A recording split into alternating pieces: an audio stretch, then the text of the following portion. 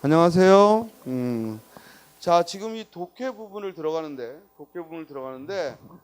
이게 지금 먼저 강의가 이루어진 건데, 이게 앞부분이 좀 잘렸다고 그래서 지금 다시 합니다. 그러니까 수업 중간에 옷을 갈아입는 게 아니기 때문에 우리가 다시 진행을, 요 앞부분을. 자, 지금 우리가 독해를 이제 하는데요. 독해라는 것은 읽기입니다, 읽기. 그런데 결국 읽기는 잘 쓴다는 것이고, 그래서 결국 읽기 위해서는 글을 잘 써야 되는데, 문제는 이 쓰여진 글이 그 주제에 따라서 글쓰기의 방법이 달라져요. 그런데 항상 우리가 마주보는 글은 세 가지가 들어있다고 그랬죠. 그 문장이 뭐예요? 사실을 말하는 글, 또는 의견을 말하는 글. 처음 듣는 것처럼 듣는 거 아니야? 알겠어요? 무슨 연기하니? 처음 듣는 것처럼 하는 게 아니라 의견을 하는 걸. 또 뭐도 들어있어? 정서를 드러내는 거. 그래서 사실과 의견과 정서가 들어있어. 모든 글에는. 다만 여러분이 지금 공부하면서 마주보는 참고서들은, 수험서들은 사실이 주가 되겠지. 그러나 거기에 꼭 사실만 있는 건 아니야. 또 부분 이것이 중요합니다. 의견이 들어있을 수 있고. 이해돼요? 따라서 우리가 보는 글은 사실, 의견, 정서가 함께 들어있습니다. 그런데 그 중에 사실을 강조하면 이런 글을 뭐라고 불러요? 설명문. 설명의 글. 자, 의견이 강조되면 설득의 글. 설득하려고 하는 거지. 정서를 표현하면, 정서를 포함하면, 정서를 드러내면 공감의 글이야. 공감하고자 하는 거야. 이해됐어요? 자, 그러면 내가 설명이 주가 되는 글을 하겠다. 그러면 결국 상대를 이해시키기 위해서 자세히 풀어 말하겠죠? 그래서 방법도 어떤 방법을 써요? 설명의 방법을 쓰는 거고요. 그렇죠? 자, 내가 상대를 설득해야 돼. 그럼 뭔가 논리적으로 근거를 들어서 증명해 줘야죠. 그렇죠? 과학적인 설득이라면 더더구나 근거가 객관적인 근거를 들어줘야 돼요. 그걸 우리가 논증한다고 해요. 그죠? 그래서 설명하는 글이 있고 논증의 방법을 쓰는 글이 있는 거예요. 그 다음, 공감을 이끌어내기 위해서는 우리 사람과 사람이 친해지는 건 내 과거를 얘기하거나, 또 둘이 친한 사이라는 것은 내가 어제 일어났던 일을 얘기해 주거나. 그죠? 친하니까 얘기해 주지. 내가 어제 A를 만났는데, 그죠? 서로 가깝지도 않은데 그런 얘기 하겠어요? 그래서 공감을 하기 위해서는, 즉 어제 무슨 일이 일어났었는지를 이야기해 준단 말이에요. 그걸 우리가 좀 세련된 말로 서사라고 하는 거예요. 서사. 서사란 곧 이야기야. 그래서 우리가 소설은 이야기해 주는 문학이라, 무슨 문학이라고 부르는 거야? 서사문학 이러는 거야. 자, 또 하나는요. 친구 만나서 내가 어제 스파게티를 먹었어 라고 이야기를 해주지만, 그래? 그 스파게티를 먹었는데 이게 빛깔이 노르스름하면서 치즈 맛이 듬뿍 들어있고 향이 향긋하고, 그죠? 뭐 하고 있어요 지금? 감각적으로 구체화하는 거야. 그래서 듣는 사람에게 침이 고이도록 하기 위해서. 알겠어요? 구체적으로 감각적으로 드러내는 걸 뭐라고 그래요? 묘사라고 하는 거예요. 그래서 이렇게 감각적 구체화를 합니다. 자, 이 네 가지를 구별하는 문제가 독해의 첫 번째 유형이죠. 뭐라고 질문하게 되냐면, 다음 글의 진술 방식은 이렇게 묻거나,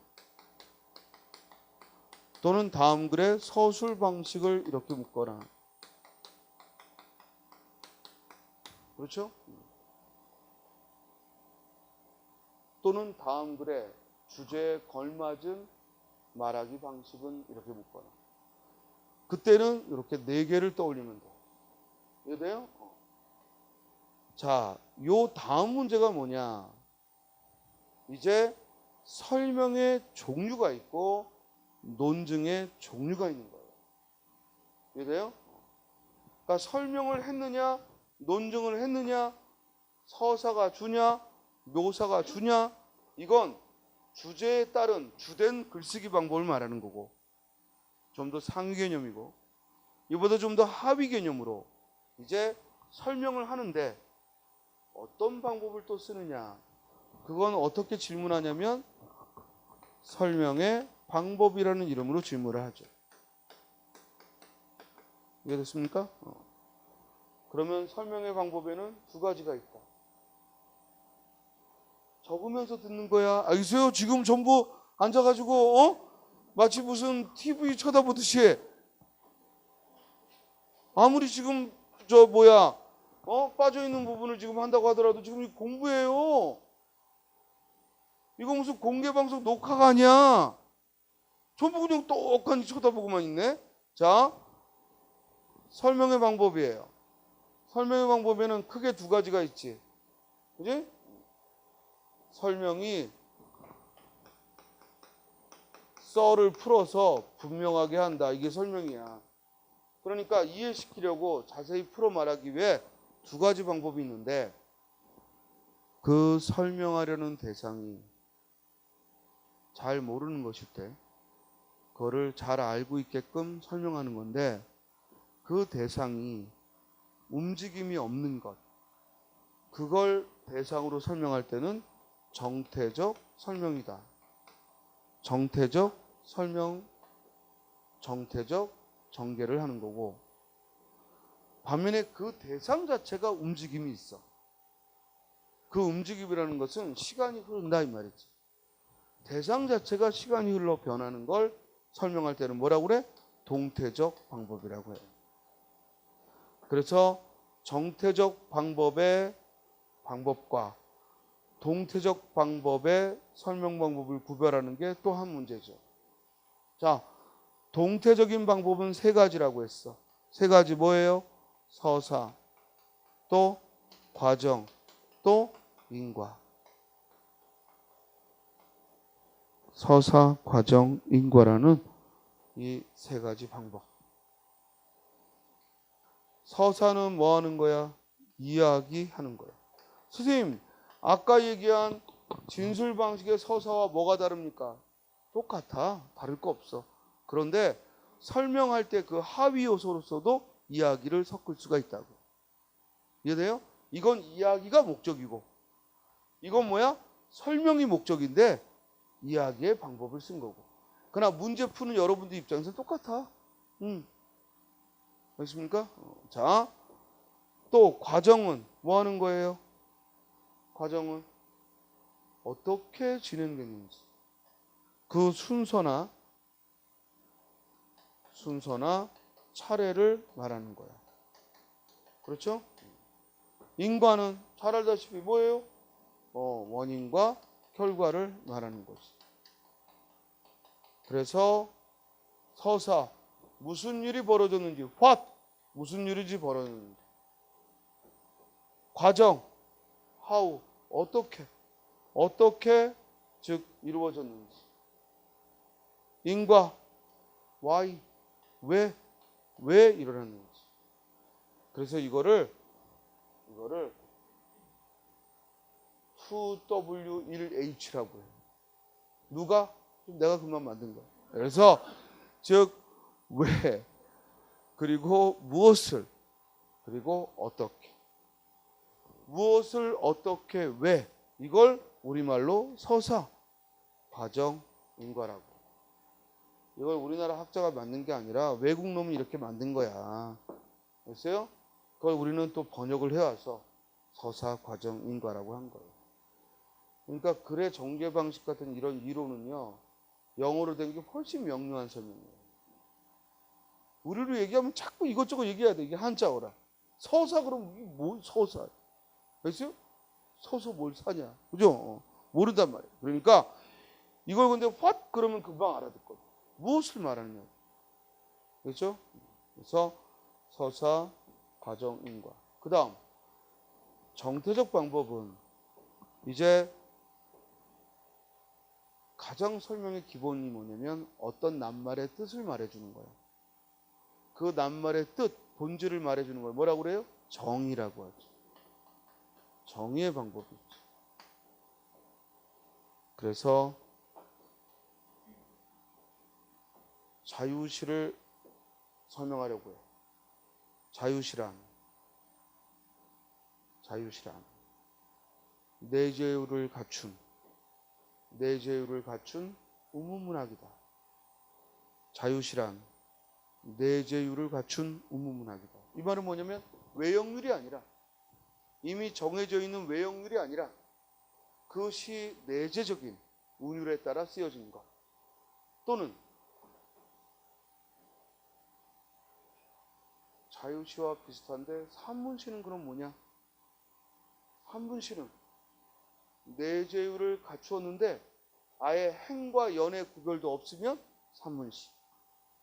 내재율을 갖추었는데 행과 연의 구별이 있으면 자유시. 이미 정해진 외형률을 따라야 하면 그건 뭐야? 정형시. 그래서 자유시란 내재율을 갖춘 우문문학이다라고 뜻을 설명하면 그걸 뭐라고 그러는 거야? 정의.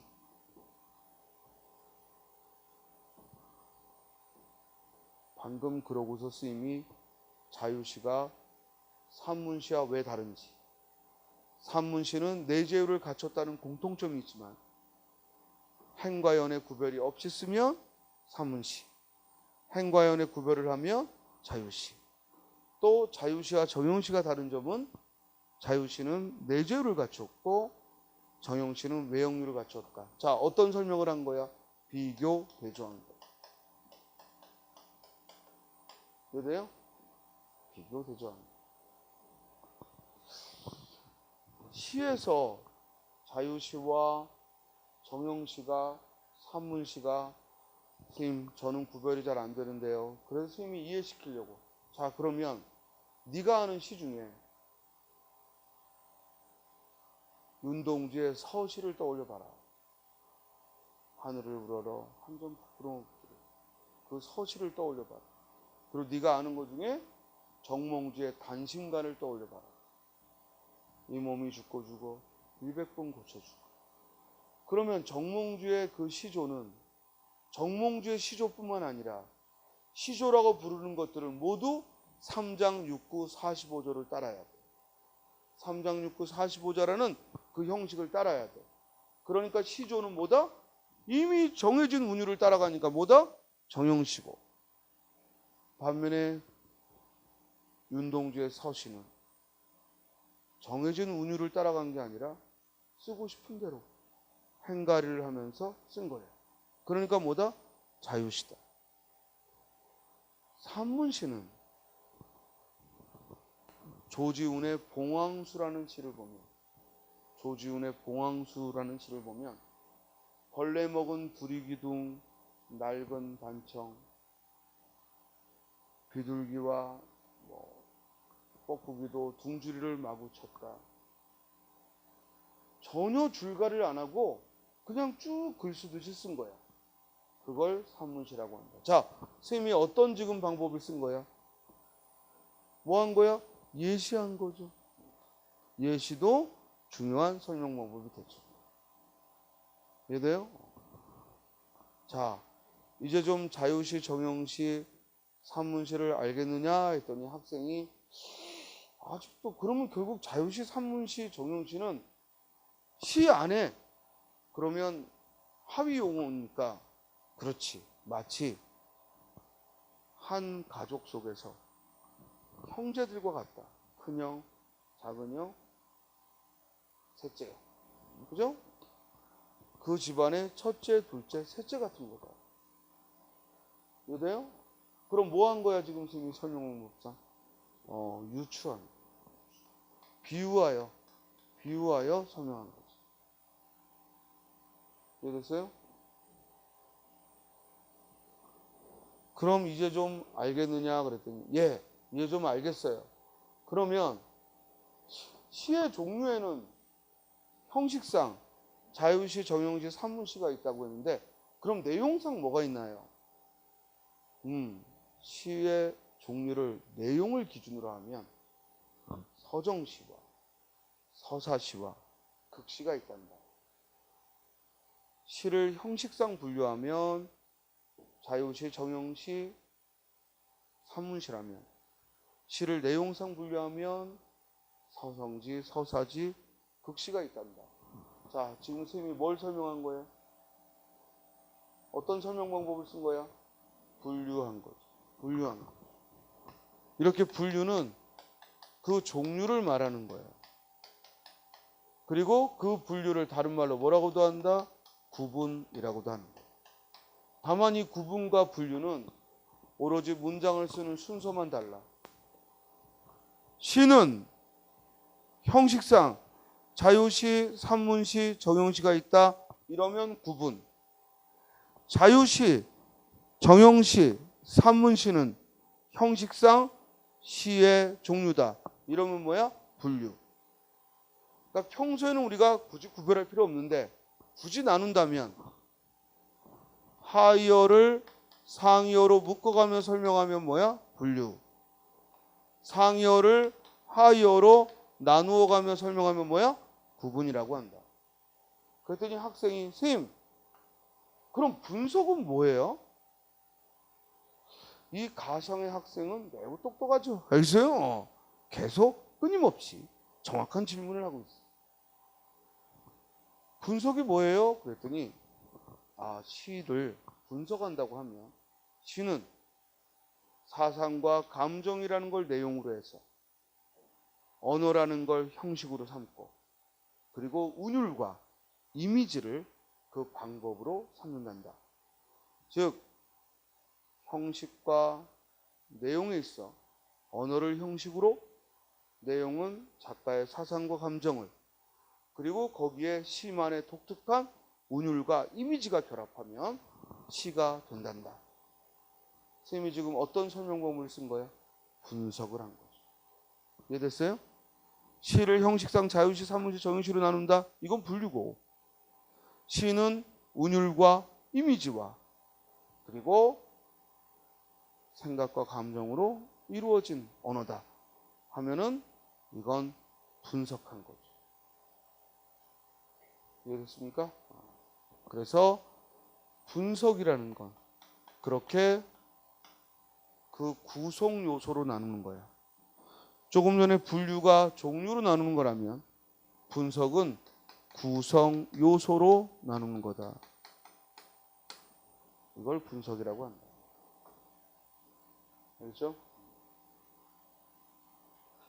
그리고 이제 내가 어제 미팅을 나갔는데 그 미팅을 나간 사람의 용모나 옷차림이나 이걸 마치 사진을 찍듯 감각적으로 너한테 설명을 해준다면 그건 뭐가 된다? 묘사가 된다. 그래서 이 묘사는 하나의 글의 진술 방식으로 묘사도 있지만 또한 설명을 위해 일부러 묘사할 수도 있지. 이것들을 통틀어서 뭐라고 한다? 정태적 설명 방법이라고 하는 거예요. 여기까지 되십니까? 그래서 시험에서는 어떻게 나오나요? 예문을 주고 이 예문에 사용된 설명 방법은, 또는 예문을 주고 이 예문에 사용되지 않은 설명 방법은, 됐습니까? 왜? 설명 방법이 여러 개가 들어갈 수 있으니까. 그렇죠? 또 다음 설명 방법과 다른 것은, 그렇죠? 그럴 때는 나머지는 전부 정태적인데 하나만 뭐야? 동태적이라고 이렇게 부를 수 있지. 됐습니까? 자, 동태적 설명 방법은 서사, 과정, 인관대, 서사라는 것은 우리가 흔히 소설을 서사문학이라고 하는 이유도 무슨 일이 일어났는지를 이야기해 주기 때문에 그래요. 그래서 서사라는 글쓰기는 반드시 뭐야? 사건이 있어야 돼. 의미 있는 사건. 여기서 조심할 거. 사건이라고 해서 막 칼로 쑤시거나 도끼로 찢거나 이런 것만 사건이 아니라 그냥 별 일도 아닌데 무슨 일이 벌어졌는지를 쓰면 그게 사건이야. 우리 박태원의 소설가 구보시의 일일이라는 1930년대 아주 유명한 풍속 소설, 소설가 구보시의 일일이라는 작품이 있어요. 거의 대부분의 공부하는 사람들이 읽어본, 여러분만 읽지 않았지, 대부분은 읽어본 소설가 구보시의 일일. 거기에 보면요, 별 사건이 없어요. 왜냐면 그 소설은 산책이라는 형식을 취하고 있거든. 즉, 소설가 구보시가 아침에 일어나서 집 밖으로 나와서 하루 종일 서울 시내를 돌아다녀요. 그 당시 서울을 뭐라고 불렀지? 경성? 경성 맞나요? 일제강점기에. 그렇죠? 개성은 뭐냐? 그럼 표현을 말하고? 개성하고 경성하고 뭐가 다르지? 개성, 아니, 지금 개성공단이 아니라, 지금. 아니, 일제강점기에 우리 서울을 뭐라고 불렀냐고. 경성 맞아? 그럼 개성은? 개성이라고 또 있어? 그러니까 북한 지역으로 지금 개성이 있는데 그때 일제강점기에도 개성이라고 있는 거냐고. 자, 소설가 구보시 일일에서 지금의 서울, 경성 일대를 돌아다니는 거예요. 보수정류장에서 뭘 봤다는 둥, 뭘 봤는데 저건 뭐처럼 보인다는 둥. 지금의 저기 서울역 주변, 명동 일대, 광화문 일대를 돌아다니는 거야. 청계천 주변을. 그리고 뭐야? 집으로 돌아와. 그게 이렇게 두꺼운 장편소설이에요. 이해돼요? 그래서 산책의 형식을 취하고 흔히 카메라 아이 기법이라고 해요. 카메라 아이 기법은 뭐냐면 마치 카메라가 쭉 찍어가듯이 그냥 쭉 훑어간 거야. 그러면서 의식의 흐름 수법을 쓴 거지. 그러니까 사건다운 사건도 없어. 그런데도 소설이야. 왜? 시간적인 흐름이 있기 때문에. 됐습니까? 자, 문학 용어지만 의식의 흐름 수법이 뭐라고? 생각나는 대로 쓰는 거예요. 원래 대부분의 소설은 뭐지? 인과관계에 의해 쓰는 거야. 자, 봐봐. 나는 그녀를 뒤쫓았다. 그녀는 우리 옆집에 살았는데 내가 평소에도 좋아하던 여자고, 그래서 지하철역에서 우연히 마주쳐서 그녀를 뒤쫓아갔다. 그녀는 집으로 가는 도중에 슈퍼를 들렀고, 그리고 양장점을 들러 옷을 고르다가는 옷을 고르지 않고 밖으로 나왔다. 나는 혹시라도 그녀에게 들킬까봐 그녀가 밖으로 나올 때 전봇대 뒤에 숨어서 그녀를 지켜봤다. 다시 그녀는 또 구두 소리도 요란하게 또각또각하며 집 방향으로 가고 있다. 나는 그래서 집으로 가는가 했는데 집을 가던 도중에 다른 집으로 들어가는 것이었다. 그래서 나는 왜 저기로 들어갈까 생각하며 쫓아갔더니 알고 보니 즉 그녀의 애인의 집이었다. 그래서 나는 너무나 억울하고 화가 나서, 억울하고 화도 나고 실망스러워서 전봇대를 붙잡고 엉엉 울었다. 이건 그냥 일반적인 소설이야. 자, 나는 지하철에서 우연히 내가 좋아하는 옆집 여자를 만났다. 그녀는 개찰구를 나와 즉 집으로 향했고 나는 그녀의 뒤를 쫓아갔다. 오늘 저녁은 뭘 먹어야 할까? 집에서 내가 늦게 오면 밥을 안 남겨줄 텐데 어서 뛰어가서 밥을 먹어야 되는데 전봇대 뒤에 개가 보이네? 자, 지금 뭐 하는 거야? 생각나는 대로 써. 이게 의식의 흐름 수법이에요. 무슨 말인지 알겠어요? 그래서 이 의식의 흐름 수법은 4차원적 사고를 가진 애들, 알겠어요? 앞말과 뒷말이 전혀 인과관계가 없어도 알아듣는 애들, 이런 애들은 그런 소설 좋아합니다. 오히려 인과관계로 쓰여진 건 식상한 거야. 이거 뻔하고. 알겠어요? 그러나 대부분의 사람들은 앞뒤가 연결이 안 되니까 의식의 흐름 수법 소설은 딱 덮으면 거기다가 표시 안 해놓으면 어디까지 읽었는지를 몰라요. 무슨 말인지 알겠어요? 근데 이게 또 나름대로 재밌어요. 우리 그 프랑스 작가인데 지금 이름이 생각 안 나는데 거기 보면 질투라는 제목이에요. 이게 로브그레인가 이런데 이름이 지금 분명하지 않은데 그 소설은 뭐냐면 정원 베란다에서 아내를 지켜보는 거야. 그게 소설의 처음부터 끝까지야. 처음에는 아내를 지켜보는 것도 몰라. 한참 읽어야 이 사람이 지금 아내를 바라보고 있구나. 왜? 옆집 남자하고 아내가 바람났거든. 그러니까 그 아내를 일거수일투족을 보는 거야. 그러면서 계속 머릿속으로 떠올리는 거야. 처음엔 나는 이게 무슨 소설인가 그랬어.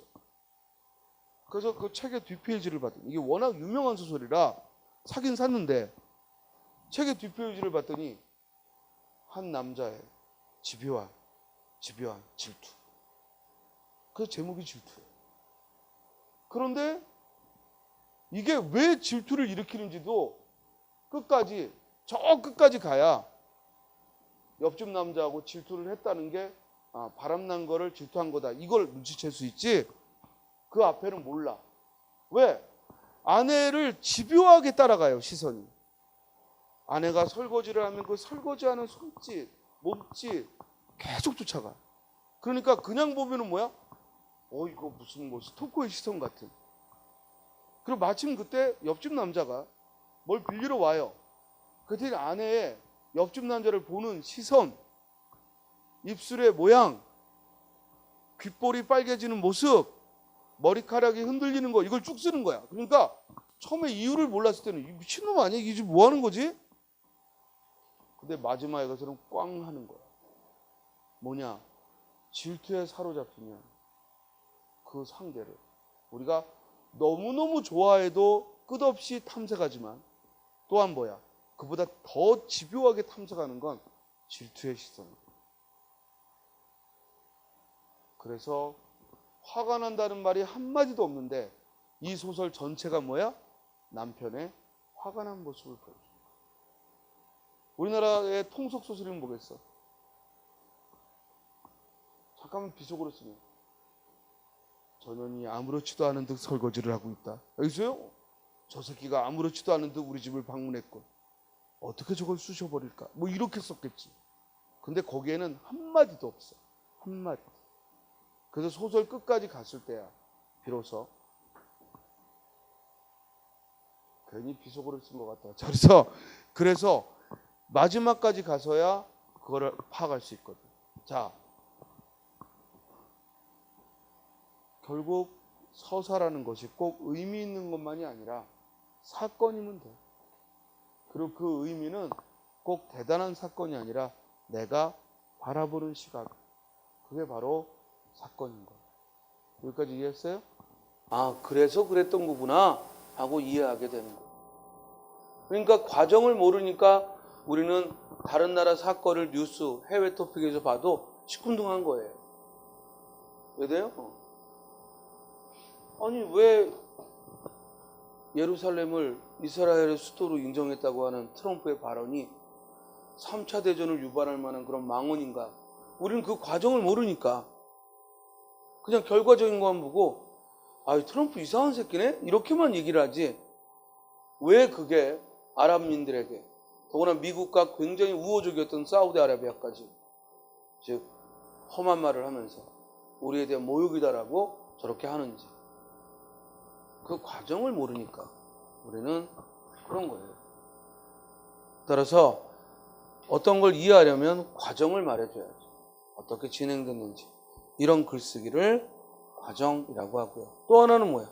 이제 인과의 이게 서로 엮이는 거죠. 이 셋이 서로 엮이는 거예요.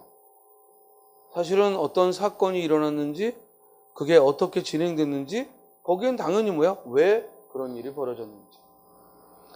지금 영화를 개봉한 걸로 뉴스를 내가 본 것 같은데 1987이라는 영화가 지금 여러분들 세대는 87년도에 태어난 친구도 드물기 때문에 이게 여러분들의 엄마 아빠의 이야기죠.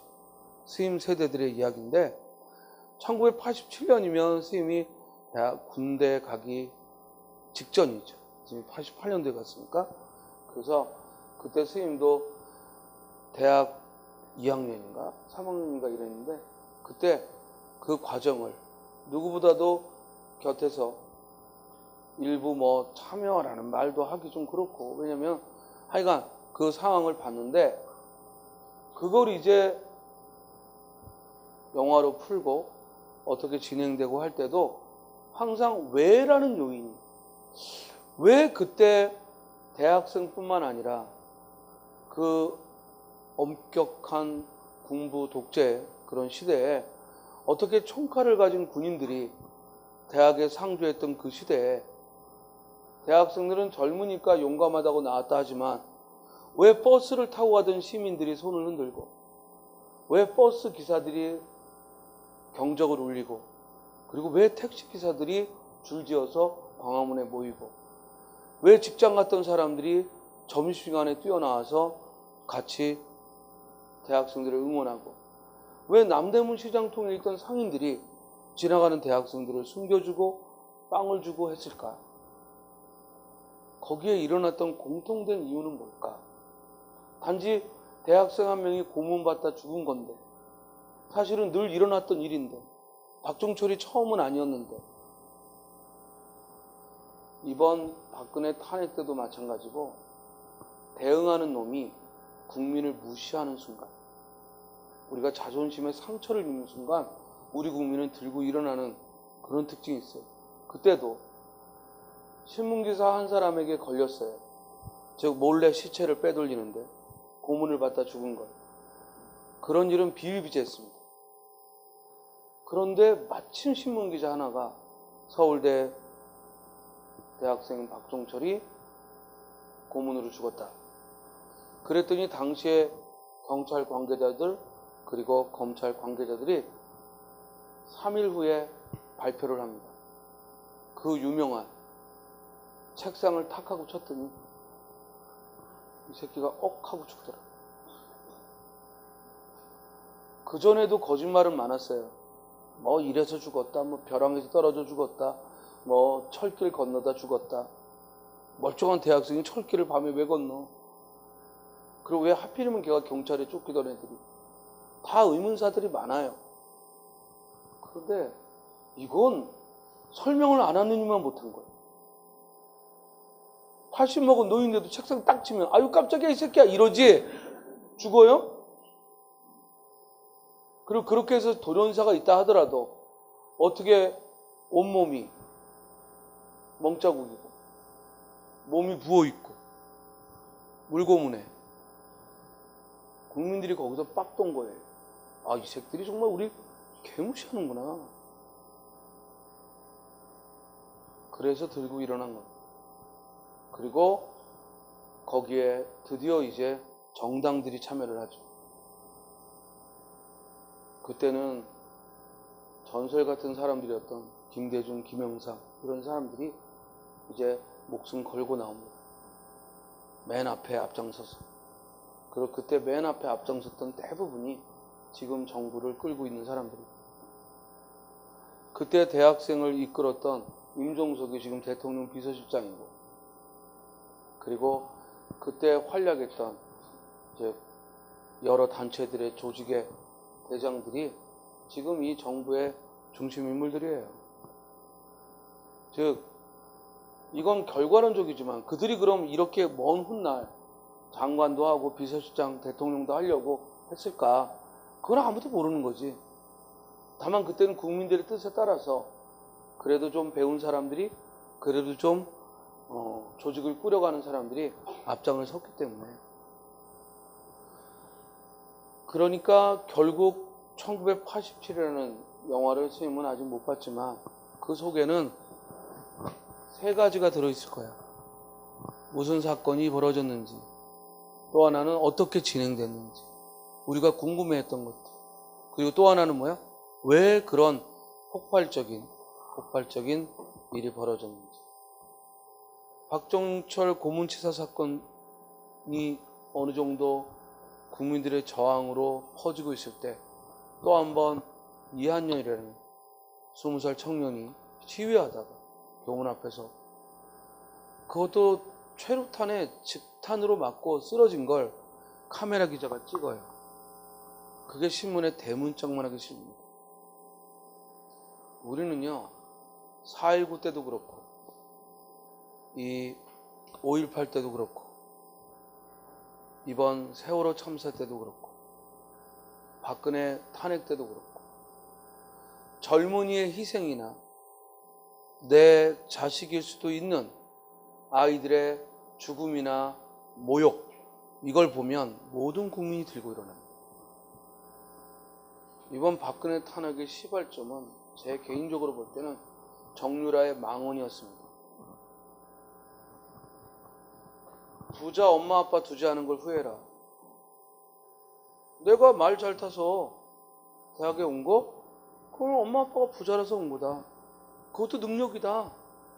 이따위 망언을 쓰는 순간 모든 부모들을 들고 일어나게 합니다. 마찬가지. 우리 아들, 딸이 최루탄 속에도 사회를 위해 애쓰는 걸 알면서도 부모들은 그러지 마라. 네가 피해 입으면 어떡하니? 이런 수준이었는데 애가 죽었네? 그러니까 참을 수가 없었지.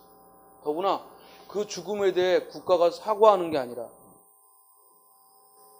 책상을 딱 치니까 억하고 죽었다는, 말도 안, 이건 조롱이죠, 조롱. 그러니까 그만큼 이 군바리들이 대가리가 없었던 거죠.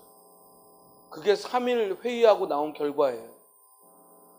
거짓말을 하려면 좀 뭔가 그럴싸하게 해야 되는데 이 새끼들이 머리가 없는 거지.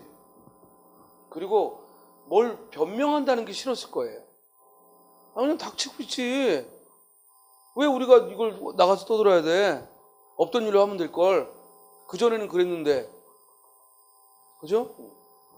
사회의 지도자를 죽여도 그냥 추락사했다 이러면 끝났는데, 아니 그깟 대학생 하나 죽었는데 왜 이걸 국민 앞에서 방송해야 돼? 싫었던 거예요. 그러니까 에이씨 그러면 그냥 이렇게 얘기를 해. 그리고 거기 참여했던, 고문에 가담했던 그놈들 중에 2놈만 들어가. 5놈 있었는데 그 2놈이 책임지고 총대 메고 속된 말로. 근데 그 중에 교도관, 교정직 공무원이 이건 도저히 아니거든. 내가 국가의 녹을 먹고 살지만 이건 아무리 봐도 인간의 근본적인 걸 모욕하는 거거든.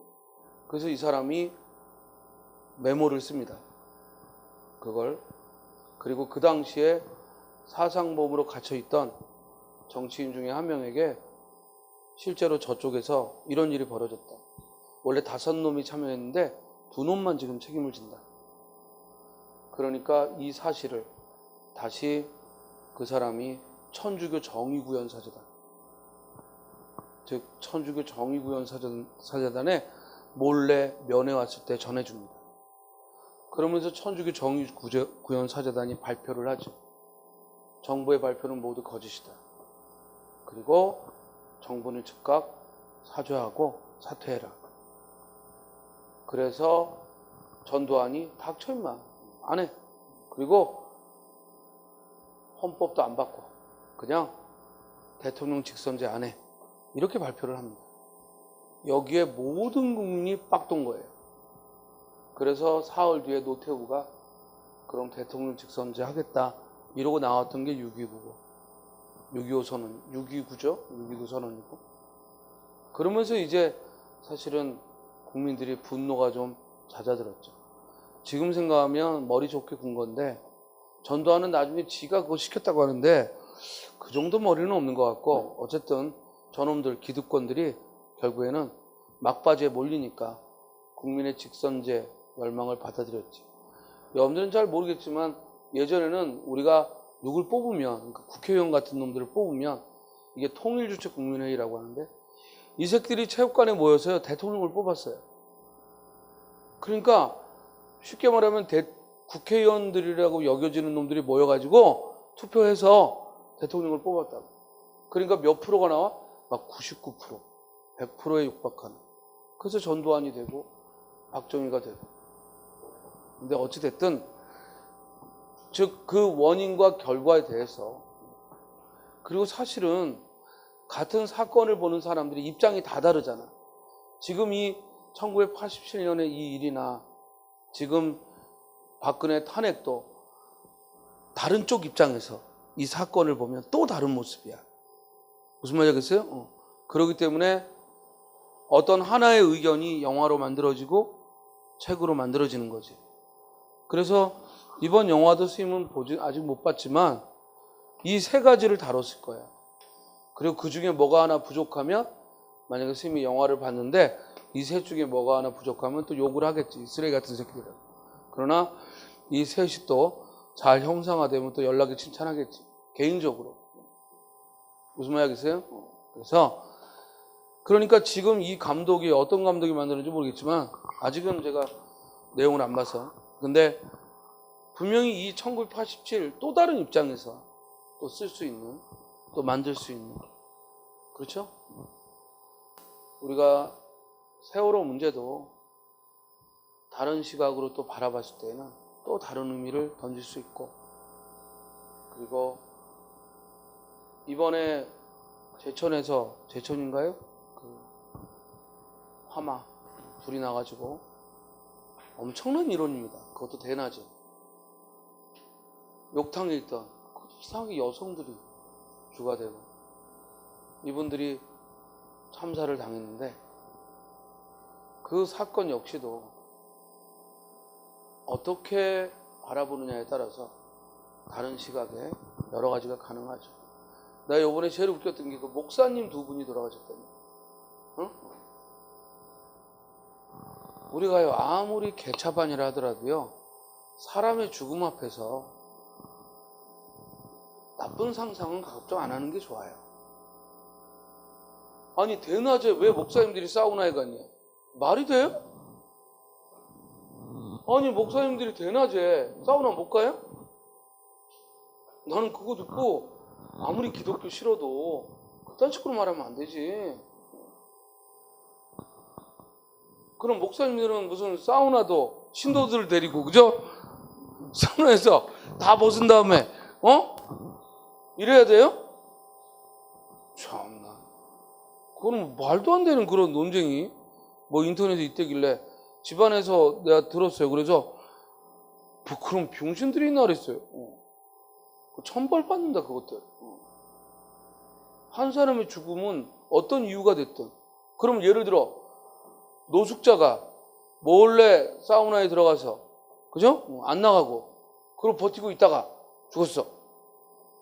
그러면 잘 됐다 그럴 거야? 말도 안 되는 얘기죠.